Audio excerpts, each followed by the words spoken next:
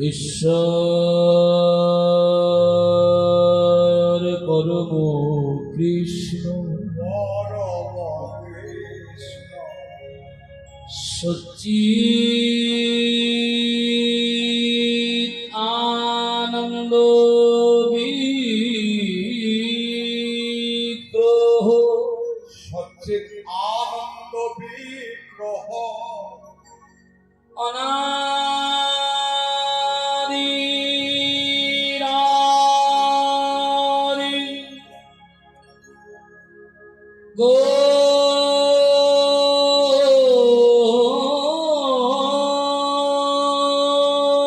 গোবিন্দ গোবিন্দ যিনি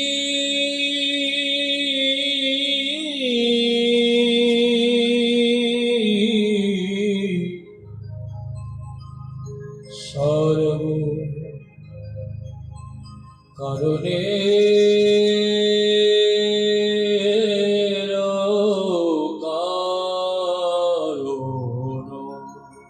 সর্বকারণে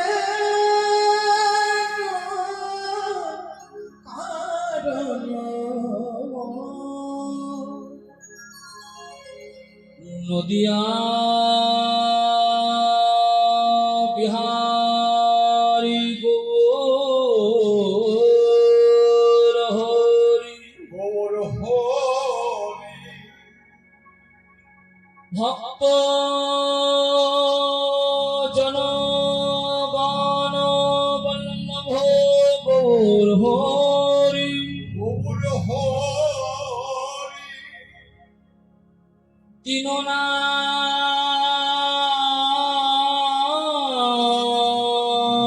দিন তারো দিন তার পূর্ণ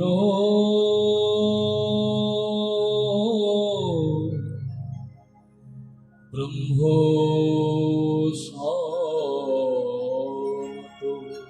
পুরীন ব্রহ্ম সনাতন। জয় জয় শ্রীরামেশ্বর। আজকের মোহিত হরিবাসর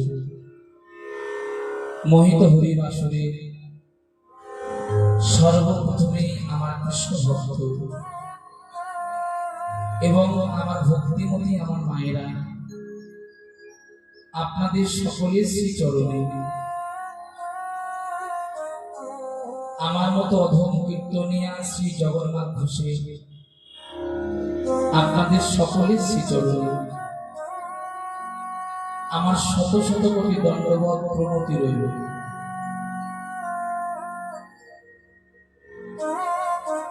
জয় নিতাই গৌর হরি বল। দণ্ডবত প্রণামটি করলাম এই কারণে, বিশ্ব জগৎ মাঝে আমার মতো অধম কেউ নাই। অধম মনে করি আপনাদের সকলের শ্রী চরণ থেকে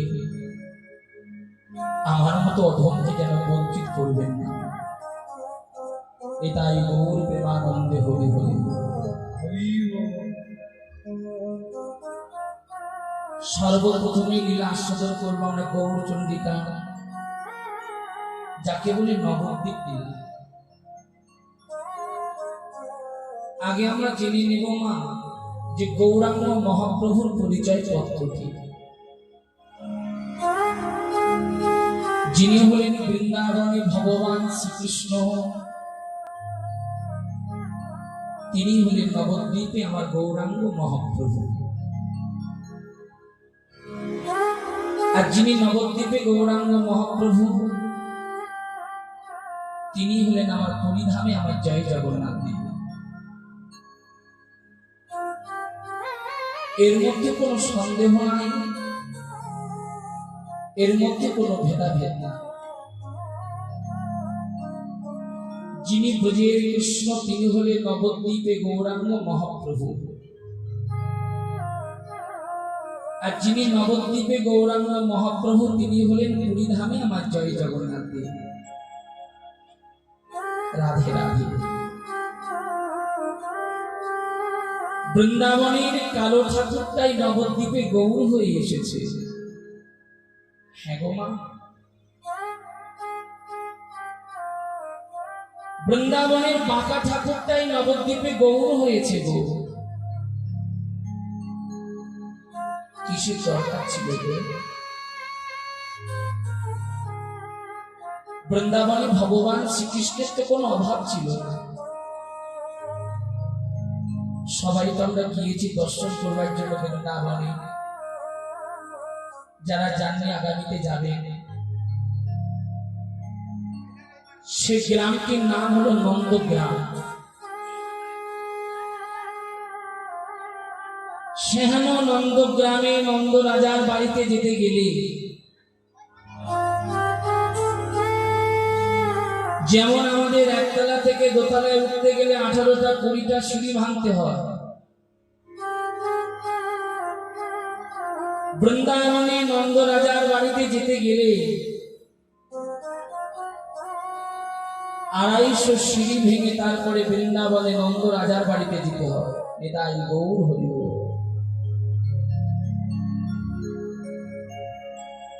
ভগবান তো রাজা ছিল গো।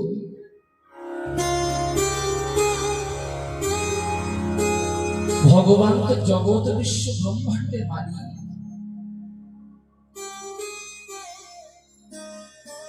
কিসের দরকার ছিল গো? বৃন্দাবনে ভগবান কৃষ্ণের এমন কি অভাব ছিল গো? অত সুন্দর মাধুর্যময় বৃন্দাবনটি ত্যাগ করে দিয়ে ব্রজের কৃষ্ণ নবদ্বীপে গৌর হয়ে এলো।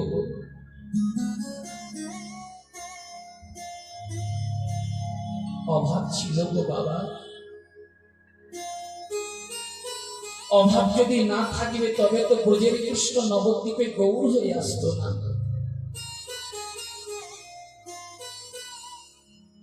এমনকি ভগবান কৃষ্ণের অভাব ছিল গো, যে অভাবটি পূরণ হলো না গো। অভাবটি কি ছিল জানো? বৃন্দাবনে থেকে ভগবান শ্রীকৃষ্ণ নিজের মনে নিজে এইটুকু বিচার করেছিল। কি বিচার করেছিল জানো মা? ভগবান এতটুকু বিচার করেছিল, টাকা পয়সা বাড়ি গাড়ির মালিক হলে অহংকারী হওয়া যায়, কিন্তু সর্বত্যাগী বৈষ্ণব হওয়া যায় না। ভগবানের চরণেও তো পৌঁছানো যায় না। তাই গৌর হরি বল।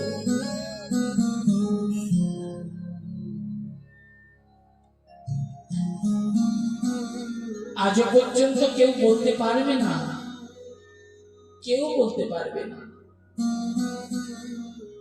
যে আমি টাকা পয়সা বাড়ি গাড়ির মালিক হয়ে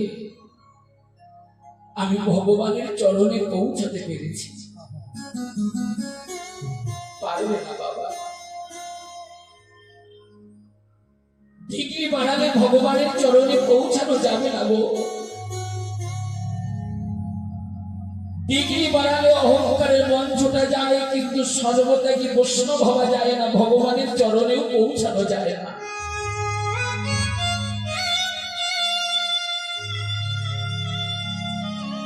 ভগবানের চরণে পৌঁছাতে গেলে রাস্তা হলো একটি। আমার জন্য যে রাস্তা, হ্যাঁ গো বাবা, তোমাদের জন্য সেই রাস্তা। যারা নবদ্বীপে গিয়ে ভজন করছে তাদের জন্য ওই একটাই রাস্তা।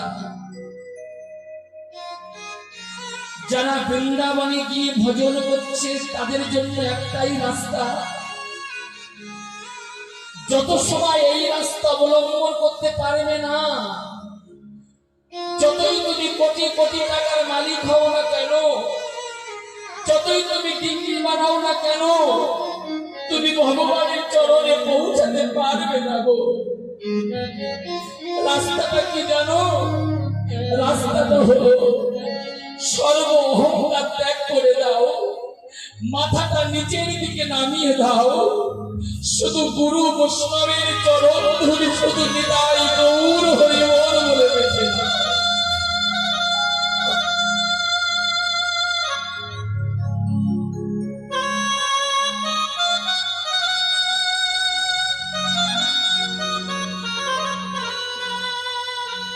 যত সময় তুমি মাথাটা নিচের দিকে নামাতে পারছো না, যতদিন তুমি সাধুগুরু বৈষ্ণবকে শ্রদ্ধা জানাতে পারছো না, যতদিন তুমি কৃষ্ণ ভক্তকে তুমি ভক্তি করতে পারছো না, ততদিনেও তোমার গৌর কৃপা হবে না। বুঝতে পারছো না? ভগবানকে পেতে গেলে আগে রাস্তাটা পরিষ্কার করতে হবে, আগে মাথাটা নিচের দিকে নামাতে হবে। মাথা নিচের দিকে নামাইয়ে দিয়ে কি করবে জানো? বৈষ্ণব চরণ ধুলি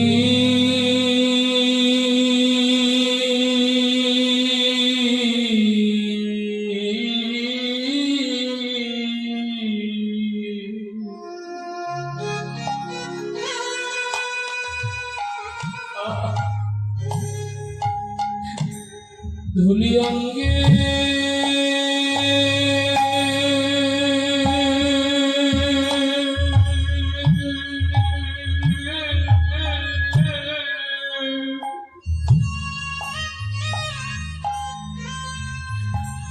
অঙ্গে মাখো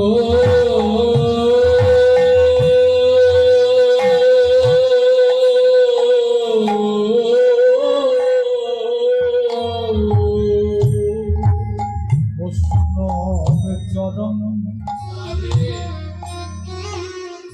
চরণ ধরে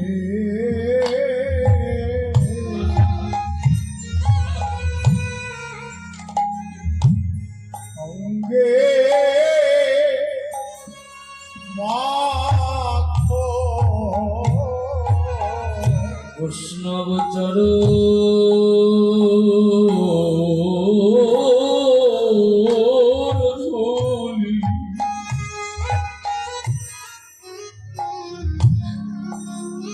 ওই ধুলি অঙ্গে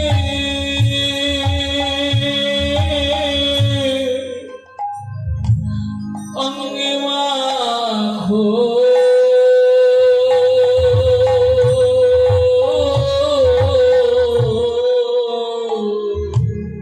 বৈষ্ণব চরণ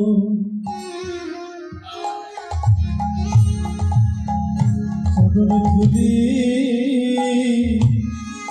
নিতাই গৌর হরি বল। ধুলি অঙ্গে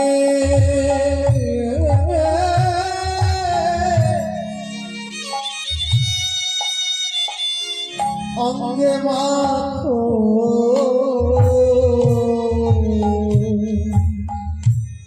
তোমাদের দেহ সোনা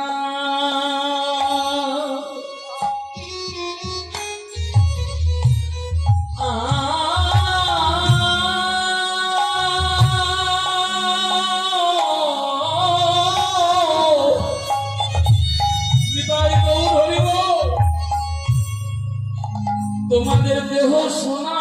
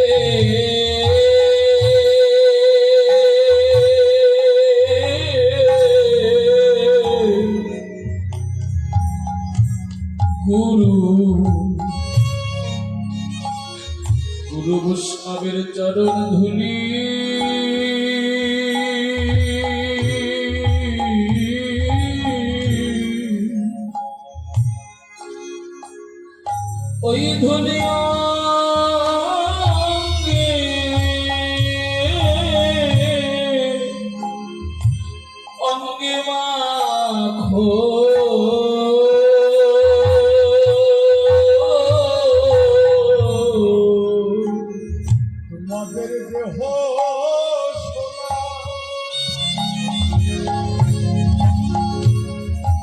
দেহ সোনা হয়ে যাবে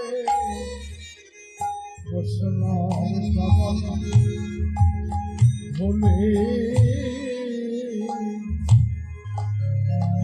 অঙ্গে মাখো ওই ধুলি জানাই মাখি তারাই জানে ওই ভুল জানা মাখে তারাই জানে তারা যে পথে পথে গৌরবনীকে দিনারা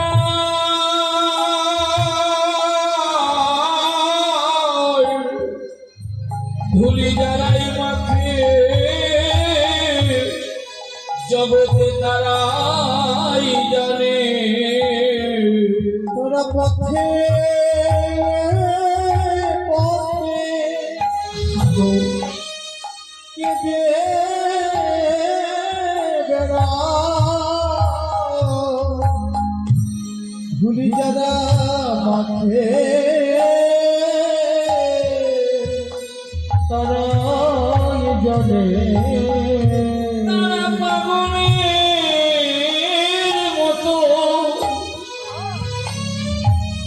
পাগলের মতো ঘুরে বেড়ায় একবার গৌর দয়া দয়া করো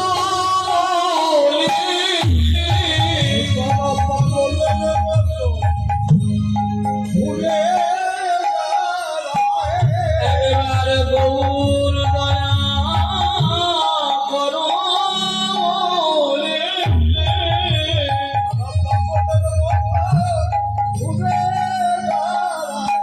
একবার গৌর দয়া করো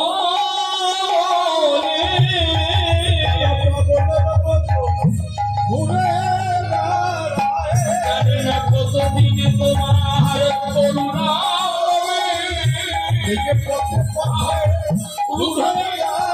জানি না কতদিন তোমার গৌর করুণা হবে